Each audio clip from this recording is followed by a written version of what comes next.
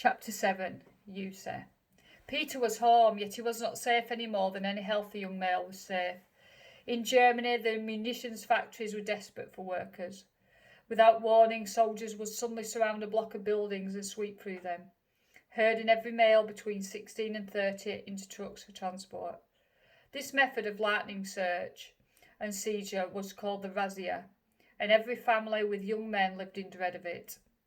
Flip and Nolly had rearranged their kitchen to give them an emergency hiding place as soon as the razzias started. There was a small potato cellar beneath the kitchen floor. They enlarged the trapdoor letting into it, put a large rug on top of it, and moved the kitchen table to stand on this spot. Since Mr. Schmidt's work at the Beige, I realised that this hole under the kitchen floor was a totally inadequate hiding place. Too low in the house for one thing, and probably, as Mr. Schmidt would say, the first place they'd look. However, it was not a sustained search by trained people it was intended for, but a swoop by soldiers, a place to get out of sight for half an hour. And for that, I thought, it was probably sufficient. It was Flip's birthday when the razzia came to that quiet residential street of identical attached homes. Father, Betsy and I had come early with a £1/4 of real English tea from Pickwick. Nolly, Annalisa and the 2 older girls were not yet back when we arrived. A shipment of men's shoes had been announced by one of the department stores, and Nolly had determined to get Flip a pair, if I have to stand in line all day. We were chatting in the kitchen with Coquette and Catrione when all at once Peter and his older brother, Bob, raced into the room, their faces white. "Soldiers, quick! They're 2 doors down and coming this way." They jerked the table back, snatched away the rug and tugged open the trapdoor.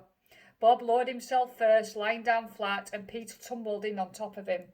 We dropped the door shut, yanked the rug over it and pulled the table back in place.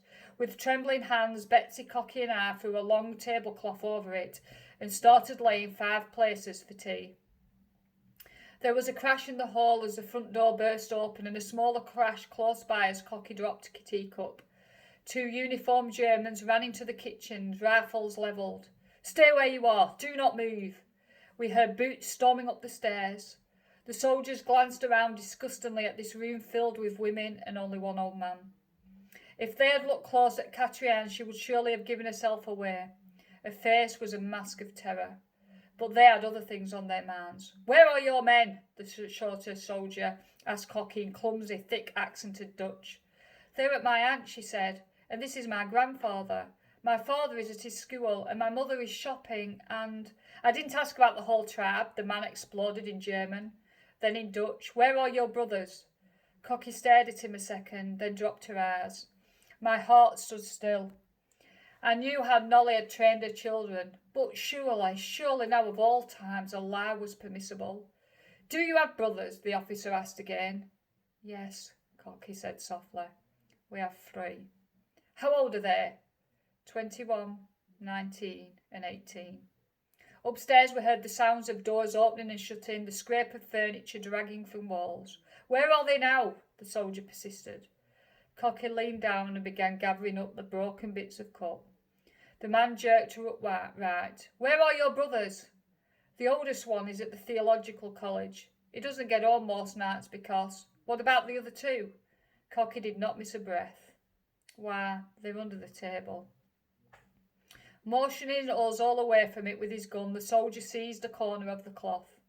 At a nod from him, the taller man crouched with his rifle cocked. Then he flung back the cloth. At last, the pent-up tension exploded. Cocky burst into spasms of high hysterical laughter. The soldiers whirled around. Was this girl laughing at them? "Don't take us for fools," the short one snarled. Furiously, he strode from the room, and minutes later the entire squad trooped out. Not, unfortunately, before the silent soldier had spied and pocketed our precious packet of tea. It was a strange dinner party that evening, veering as it did from heartfelt thanksgiving to the nearest thing to a bitter argument our close-knit family had ever had. Nolly stuck by Cocky, insisting she would have answered the same way. God-honest truth-telling with perfect protection. Peter and Bob, from the viewpoint of the trapdoor, weren't so sure, and neither was I. I had never had Nolly's bravery, nor nor her faith either. But I could spot illogic, and it isn't logical to say the truth and do a lie. What about Annalisa's false papers and that maid's uniform on Catrian? Set a watch, O Lord, before my mouth, Nolly quoted. Keep the door of my lips, Psalm 141, she finished triumphantly. All right, what about the radio? I had to lie with my lips to keep that. And yet whatever comes from your lips, Corey, I am sure it was spoken in love. Father's kindly voice reproached my flushed face. Love? How did one show it? How could God himself show truth and love at the same time in a world like this? By dying. The answer stood out for me sharper and chiller than it ever had before that night. The shape of a cross etched on the history of the world. It was getting harder and harder to find safe homes in the country for the scores of Jews who were passing through our underground station by early 1943. Even with ration cards and forged papers, there were not enough places for them all. Sooner or later, we knew we were going to have to start hiding people here in the city. How sad that the very first should have been the dearest of all. It was in the middle of a busy morning in the shop when Betsy slipped through the workshop door. Harry and Cato are here, she said. We were surprised. Harry had never come to the beige in the daytime because he feared his yellow star would cause awkwardness for us. Father and I hurried behind Betsy up the stairs. Harry de Vries related the familiar story. The visit the evening before from an NSB Quisling. The announcement that the shop was confiscated. Who cared if Harry were Christian? Any Jew can convert to avoid trouble, the NSB has said. This morning the appearance of a uniformed guard to make it official. The shop was closed in the interest of national security. But if I am a security risk, said poor Harry, surely they will not stop with taking my store. Doubtless they would not. But just then there was absolutely no available place outside of the city. In fact, the only underground address we had at the moment was the home of a woman named De Boer, not 4 blocks from the beige. That afternoon I knocked on Mrs. De Boer's door. She was a dumpy woman dressed in a blue cotton smock and bedroom slippers. We supplied Mrs. De Boer with ration cards and had arranged an emergency appendectomy from there. She showed me the living quarters in her attic. 18 Jews were staying there, most of them in their early 20s. They'd been cooped up too long, she said. They sing and dance and make all sorts of noise. If you think one more couple is too much. No, how can I turn them away? Bring them tonight. We'll manage. And so Harry and Cato began their life at Mrs. De Boer's, living in one of the narrow dormers in the attic. Betsy went every day to take them some homemade bread, a bit of tea and a slice of sausage. But Betsy's main concern was not for the morale of Harry and Cato, it was for their very lives. They're in danger now, you know, she told Father and me. It's true that these young people are at bursting point. This afternoon they were making such a commotion I could hear them down the street. There were other concerns that bitter grey winter. Though there was little snow, the cold came early and stayed late, and fuel was scarce. Here and there in the parks and along the canals, trees began to disappear, as people cut them down to heat cook stoves and fireplaces. The damp, unheated rooms were hardest on the very young and the very old. One morning Christoffels did not appear for Bible reading in the dining room, nor later in the workshop. His landlady found him dead in his bed, the water in his wash basin frozen solid. We buried the old clockmaker in the splendid suit and vest he had worn to the 100th birthday party 6 years and another lifetime ago. Spring came slowly. We celebrated my 51st birthday with a little party in the De Vries' alcove home. It was 1 week later, April 22nd, that Cato arrived alone at the beige. Inside the door she burst into tears. Those foolish young people went crazy. Last night 8 of them left the house. Naturally they were stopped and arrested. The boys hadn't even bothered to cut their sideburns. The Gestapo didn't have any trouble getting information out of them. The house had been raided, she said, at 4 that morning. Cato was released when they discovered she was not Jewish. But everyone else, Harry, Mrs. De Boer, all what will become of them. For the next 3 days, Cato was at the Harlem police station from early morning until curfew, pestering Dutch and Germans alike to let her see her husband. When they sent her away, she stepped across the street and waited silently on the sidewalk. Friday, just before the noon closing, when the shop was crowded, a policeman pushed open the street door, hesitated, then continued back into the rear room. It was Rolf van Villette, the officer who had been here when our ration cards were first delivered. He took off his cap, and I noticed again that startling orange-red hair. "This watch is not keeping time," Rolf said. He took off his wristwatch, placed it on my workbench, and leaned forward. Was he saying something? It was all I could do to hear.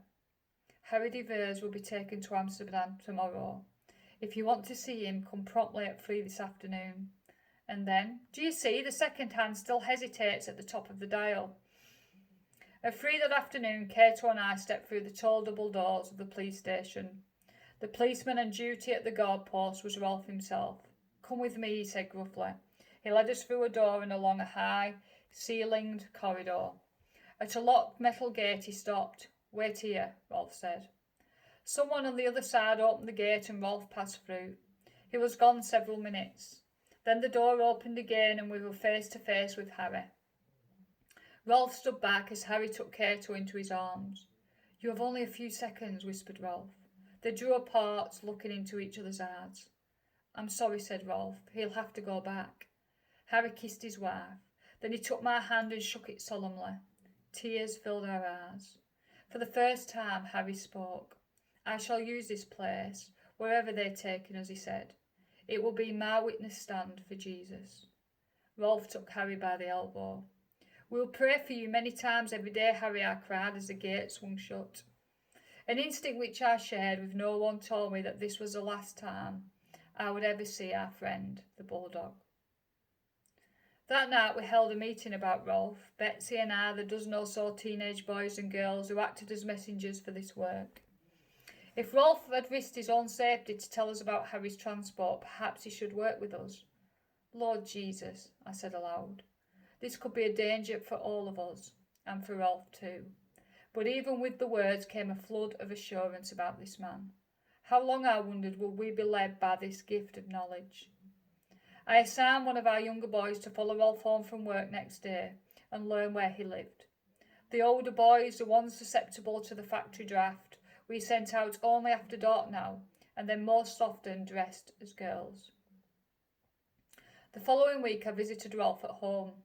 "You have no idea how much it meant to see Harry," I said when I was safe inside. "How can we repay this kindness?" Rolf ran his hands through his bright hair. "Well, there is a way. The cleaning woman at the jail has a teenage son, and they've almost picked him up twice. She's desperate to find another place for him to live." "Perhaps I can help," I said. "Do you think she could find that her watch needs repairing?" The next day, twos came to the door of Tante Anne's room where I was talking with 2 new volunteers for our work.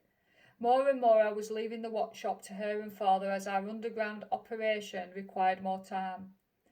"There's a funny-looking little woman downstairs," Two said. "She says her name is Mitche. She says to tell you Rolf sent her." I met Mitche in the dining room. The hand that I shook was rigid and leathery from years of scrubbing floors. A tuft of hair grew from her chin. "I understand," I said, "that you have a son you're very proud of." "Oh, yes." Mitche's face lit up at the mention of him. I took the bulky old alarm clock she had brought with her. "Come for your clock tomorrow afternoon, and I'll hope to have good news." That night we listened to our messenger's reports. The long, cruel winter had opened up places at several addresses. There was a place on a nearby tulip farm, but the farmer had decided he must be paid for the risk he was taking. We would have to provide a fee. In silver richtangers, not paper money, plus an additional ration card. It didn't happen often that a horse would require money for his services. When one did, we paid gladly. When Mitchie appeared the following morning, I took a small banknote from my purse and tore off a corner. "This is for your son," I said. "Tonight he is to go to Grafensberg. There is a tree stump right next to the bridge. They cut down the tree last winter. He is to wait beside it, looking into the canal. A man will come up and ask if he has change for a bank bill. Your son is to match the missing corner and then follow this man without asking questions. Betsy came into the dining room as Mitchie was grasping my hand in her two sandpaper ones. I'll make it up to you somehow. Someday I'll find a way to repay you. Betsy and I exchanged smiles. How could this simple little soul help with the kind of need we faced? And so the work grew. As each new need arose, a new answer was found too. Through Pickwick, for example, we met the man at the Central Telephone Exchange, whose department handled orders to connect and disconnect lines. With a little rewiring and juggling of numbers, he soon had our instrument in operation. What a day it was when the old wall phone in the rear hall jangled joyously for the first time in 3 years, and how we needed it. For by now there were 80 Dutchmen, elderly women and middle-aged men, along with our teenagers, working in God's underground, as we sometimes laughingly called ourselves. Most of these people never saw one another. We kept face-to-face contacts as few as possible, but all knew the beige. It was headquarters, the centre of a spreading web, the knot where all threads crossed. But if the telephone was a boon, it was also a fresh risk, as we each added worker and connection. We set the phone's ring as low as we could and still hear it, but who might happen to be passing through the hall when it rang? For that matter, how long would curious eyes up and down the street continue to believe that one small watch shop was quite as busy as it appeared? It was true that repair work was in demand. Plenty of legitimate customers still passed in and out, but there was altogether too much coming in and going out, especially in the early evening. The curfew was now 7 p.m, which in spring and summer left no nighttime hours at all in which work could move legally through the streets. It was an hour and a half before that time on the 1st of June 1943, and I was thinking of all this as I sat impatiently behind my workbench. 6 workers still not back and so many loose ends up to tie before 7. For one thing, being the 1st of the month, Fred Kustrana should be arriving with the new ration cards. The 100 cards which had seemed such an extravagant request a year ago were now far too few for our needs, and Fred was only one of our suppliers. Some of the stolen cards coming from as far away as Delft. How long can we go on this way, I wondered. How long can we continue to count on this strange protection? My thoughts were interrupted by the side entrance bell. Betsy and I reached it at the same instant. In the alley stood a young Jewish woman cradling a tiny blanketed bundle in her arms. Behind her I recognised an intern from the maternity hospital. The baby, he told us in the hallway, had come prematurely. He had kept mother and child in the hospital longer than permitted already because she had nowhere else to go. Betsy held out her arms for the baby. At that moment, Fred Kunstra opened the door from the shop. He blinked a moment at seeing people in the hall, then turned with great deliberation to the meter on the wall. The young doctor, seeing what he took to be an actual meter man, turned as white as his own collar. I longed to reassure both him and Fred, but knew that the fewer of the group who knew one another, the safer it was for us all. The poor intern gulped a hasty goodbye while Betsy and I got mother and baby up to the dining room and closed the door on Fred and his work. Betsy poured a bowl of soup she had cooked for supper from a much boiled bone. The baby began a thin, high wail. I rocked it while the mother ate. Here was a new danger, a tiny fugitive too young to know the folly of making a noise. We had many Jewish children over a night, several nights at the Beige, and even the youngest had developed the uncanny silence of small hunted things.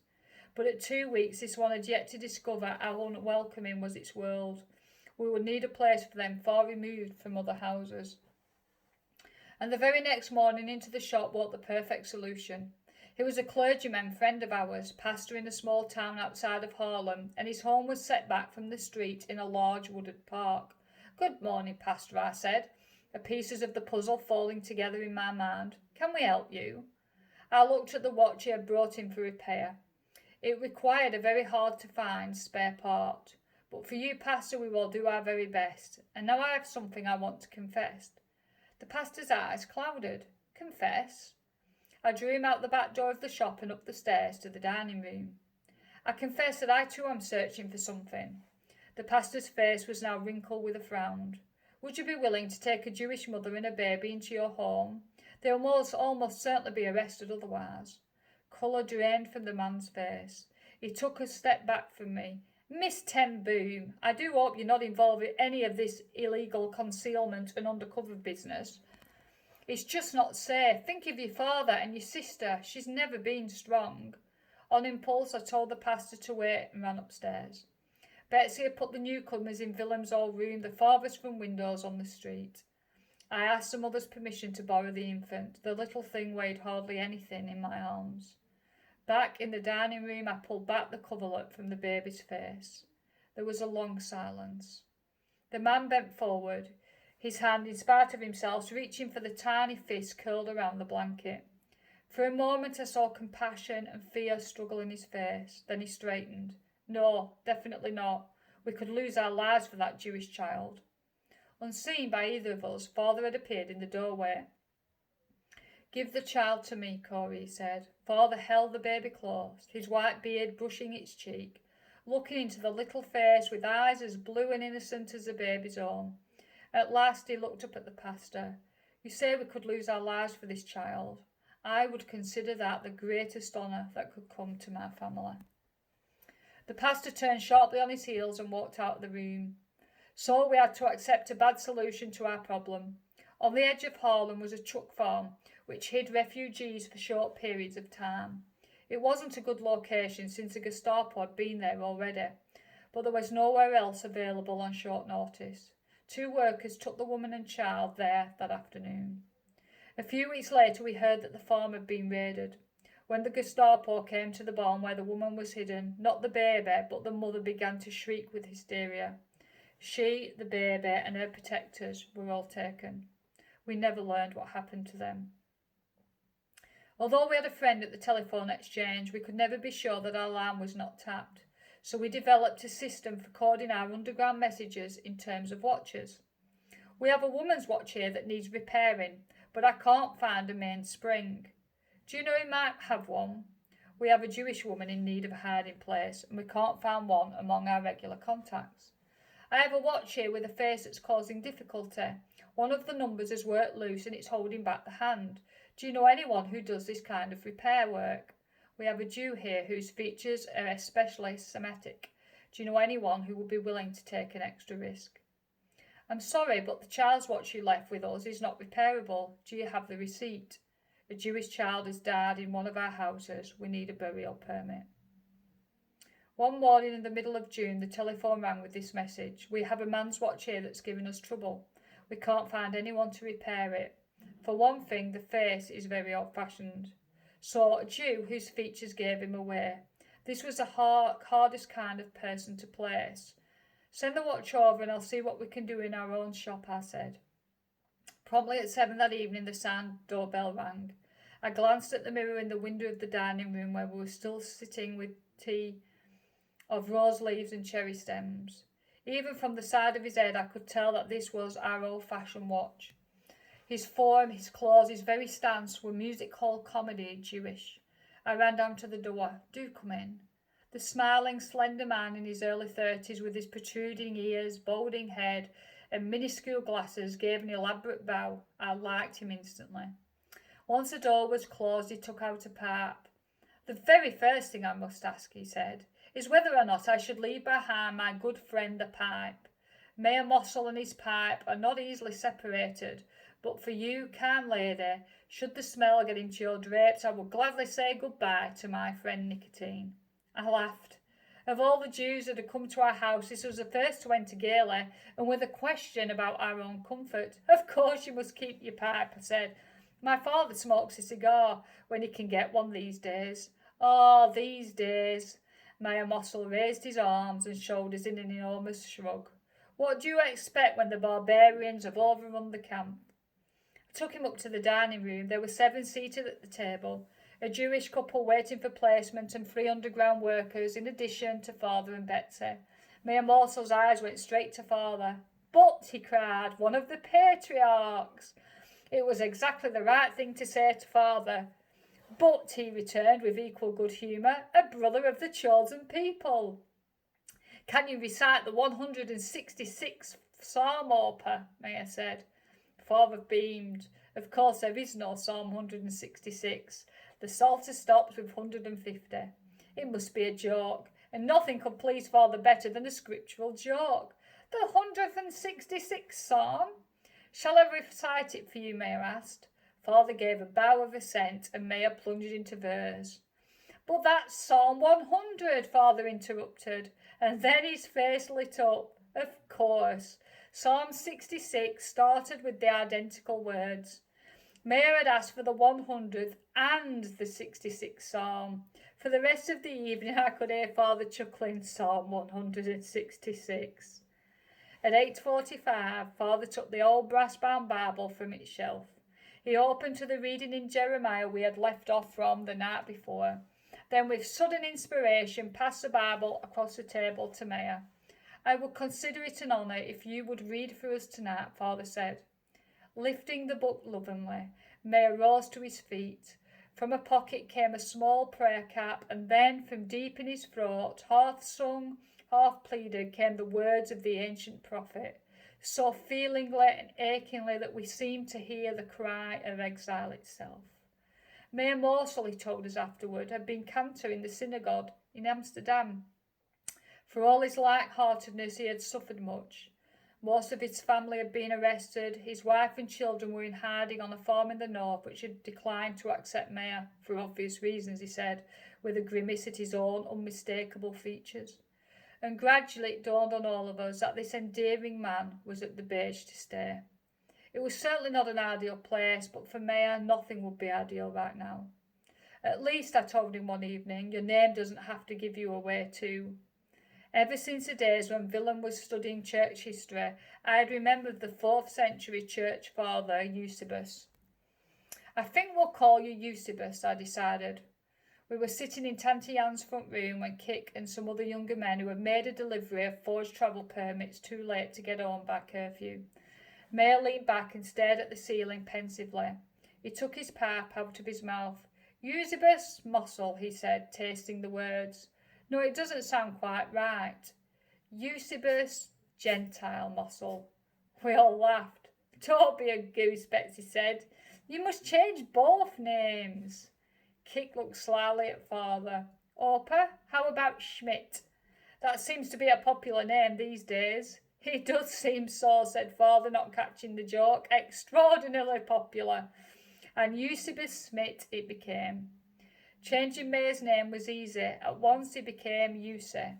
But getting Eusie to eat non-kosher food was something else. The problem, of course, was that we were grateful for food of any kind. We stood in line for hours this 3rd year of the occupation to get whatever was available. One day the paper announced that coupon number 4 was good for pork sausage. It was the first meat we'd had in weeks. Lovingly, Betsy prepared the feast, saving every drop of fat for flavouring other foods later. You see, Betsy said as she carried the steaming casserole of pork and potatoes to the table, the day has come. Eusie knocked the ashes out of his pipe and considered his plight out loud. He who had always eaten kosher, he the oldest son of an oldest son of a respected family, in fact he, Mayor Morsel Eusebius Schmidt, was seriously being asked to eat pork. Betsy placed a helping of sausage and potato before him. Bon appetit! The tantalising order reached our meat-starved plates. Eusie wet his lips with his tongue. Of course, he said, there's a provision for this in the Talmud. He smeared the meat with his fork, bit hungrily and rolled his eyes heavenward in pure pleasure. And I'm going to start hunting for it too, he said, just as soon as dinner's over. As if Eusie's arrival had broken down the last hesitation, within a week there were 3 new permanent additions to the household. First there was Job, our current apprentice, whose daily trip from his parents' home in the suburb had twice nearly ended in seizure for the factory transport. The second time it happened, his parents asked if he could stay at the Beige, and we agreed. The other 2 were Henk, a young lawyer, and Liedendert, a school teacher. Liedendert made an especially important contribution to the secret life of the Beige. He installed our electrical warning system. By now I had learned to make the nighttime trip out to Pickwick's almost as skillfully as could Kik. One evening when I gratefully accepted a cup of coffee, my wall-eyed friend sat me down for a lecture. Cornelia, he said, settling his bulk on a velvet chair too small for him. I understand you have no alarm system in your house. This is purest folly. Also, I am given to believe that you are not carrying on regular drills for your guests. I was always amazed at how well Pickwick knew what went on at the beige. You know that a raid may come any day, Pickwick continued. I don't see how you can avoid one. Scores of people in and out and an NSB agent living over cans up the street. Your secret room is no good to you if people can't get in time. I know this Leading Dirt. He's a good man, a very passable electrician. Get him to put a buzzer in every room with a door or a window on the street. Then hold practice drills until your people can disappear into that room without a trace in less than a minute. I'll send someone to get you started. Leading Dirt did the electrical work that weekend. He installed a buzzer near the top of the stairs, loud enough to be heard all over the house but not outside. Then he placed buttons to sound the buzzer at every vantage point where trouble might be spotted. One button went beneath the dining room windowsill, just below the mirror which gave onto the side door. Another went in the downstairs hall just inside that door, and a third inside the front door on the balustrade. He also put a button behind the counter in the shop and one in each workbench, as well as beneath the windows in Tatiana's rooms. We were ready for our first trial run. The 4 unacknowledged members of our household were already climbing up to the secret room 2 times a day, in the morning to store their night clothes, and in the evening to store bedding and toilet articles, and in the evening to put away their day's things. Members of our groups too, who had to spend the night, kept raincoats, hats, anything they had brought with them in that room. Altogether they made a good deal of traffic in and out of my small bedroom, smaller now indeed by nearly a yard. Many nights my last waking sight would be you seeing long robe and tassel nightcap handing his day clothes through the secret panel. But the purpose of the drills was to see how rapidly people could reach the room at any hour of the day or night without prior notice. A tall, sallow-faced young man arrived from Pickwick one morning to teach me how to conduct the drills. "Schmidt," father exclaimed when the man introduced himself. "Truly, it's most astonishingly, we've had one Schmidt after another here lately. Now you bear a great resemblance to—" Mr. Schmidt disentangled himself gently from father's genealogical inquiries and followed me upstairs. "Meal times," he said. "That's a favourite hour for a raid.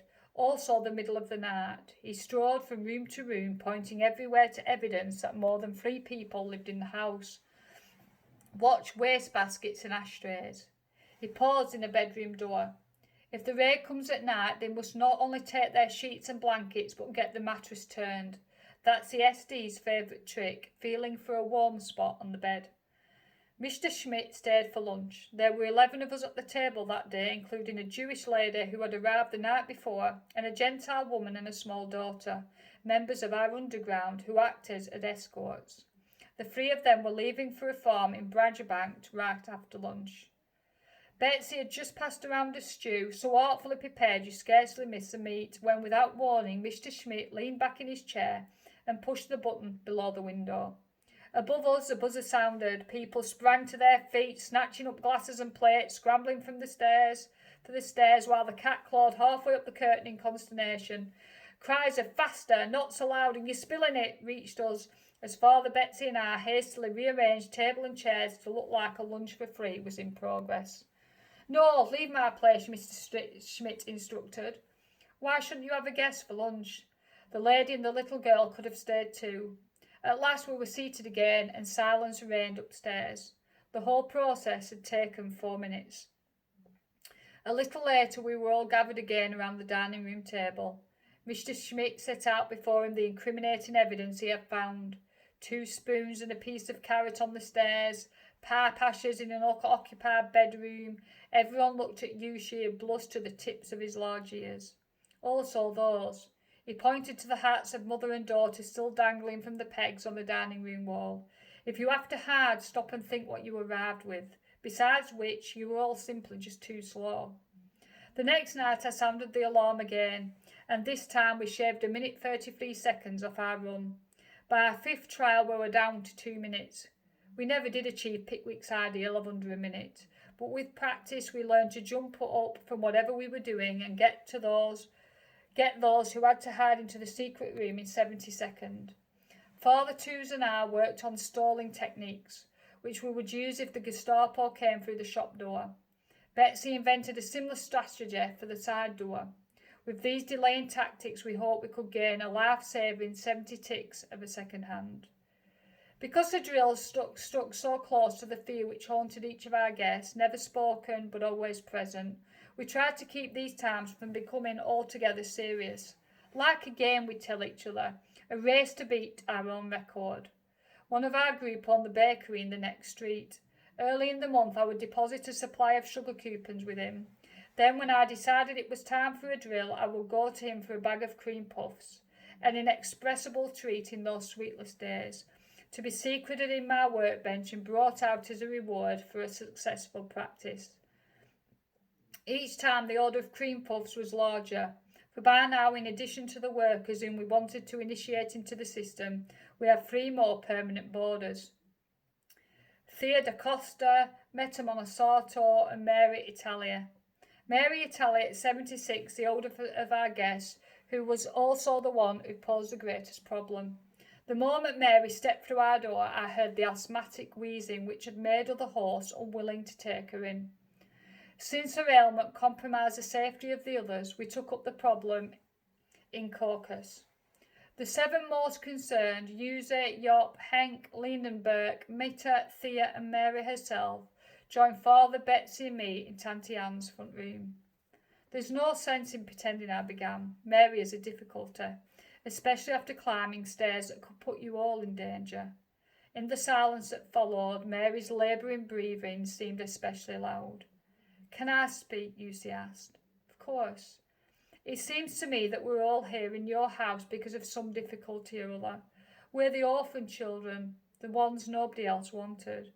Any one of us is jeopardising all the others. I vote that Mary stay.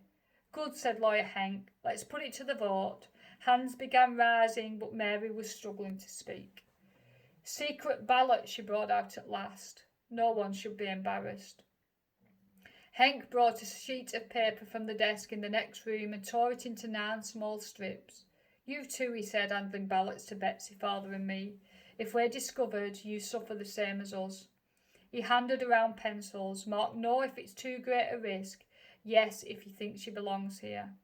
For a moment pencils scratched, then Henk collected the folded ballots. He opened them in silence and reached over and dropped them into Mary's lap. 9 little scraps of paper, 9 times the word yes. And so our family was formed. Others stayed with us day or a week, but these 7 remained the nucleus of our happy household. That it could have been happy at such a time and in such circumstances was largely a tribute to Betsy. Because our guests' physical lives were so very restricted, evenings under Betsy's direction became the door to the wide world. Sometimes we had concerts with Lena Hearn on the violin and Thea, a truly accomplished musician, on the piano. Or Betsy would announce an evening of vaudeville, the Dutch Shakespeare, with each of us reading a part. One night a week she taught Yusi into giving Hebrew lessons, another night me to taught Italian. The evening's activity had to be kept brief because the city now had electricity only a short while each night, and candles had to be hoarded for emergencies. When the lamps flickered and dimmed, we would wind back to the dining room where my bicycle was set up on its stand. One of us would climb onto it, the others taking chairs, and then while the rider pedalled furiously to make the headlight glow bright, someone would pick up the chapter from the night before. We changed cyclist and reader often as legs or voice grew tired, reading our way through histories, novels and plays. Father always went upstairs after prayers at 9:15, but the rest of us lingered, reluctant to break the circle, sorry to see the evening end. Oh well, Yusi would say hopefully as we started at last to our rooms, maybe there'll be a drill tonight. I haven't had a cream puff in nearly a week.